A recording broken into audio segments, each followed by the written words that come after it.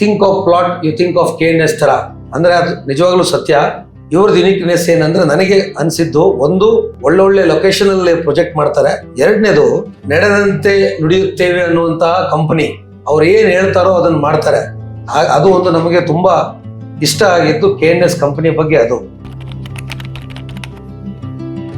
So anyone we are talking about ಸಮೂಹ, ನಮಗೆ ಅದು ತುಂಬಾ ಈಸಿ ಕನೆಕ್ಷನ್ಗೆ, ಬಿಕಾಸ್ 90% ಹಿಟ್ ರೇಷಿಯೋ ಇದರಲ್ಲಿ. Basically people are not going back. Location wise ಆಗಲಿ ಅಥವಾ ಪ್ರಾಜೆಕ್ಟ್ ಅಲ್ಲಿ ಕೊಡ್ತಾರೆ ಅಂತ ಅಮ್ಯುನಿಟೀಸ್ ಆಗಲಿ ಅಥವಾ 1 acre ಬರ್ತಾರೆ ಅಂತ ಕ್ಲಬ್ ಹೌಸ್ ಆಗಲಿ, ಸೊ ಇದೆಲ್ಲ fantastic options. in KNS I think it's a hygiene factor.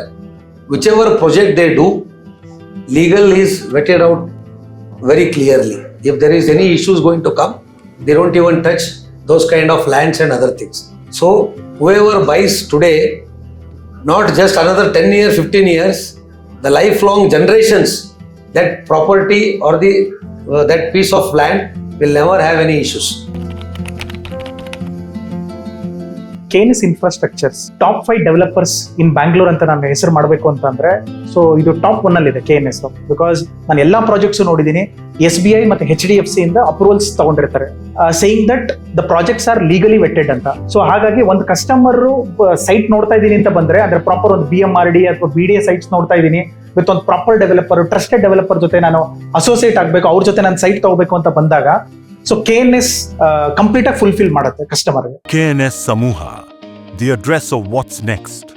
Secure your place in the future.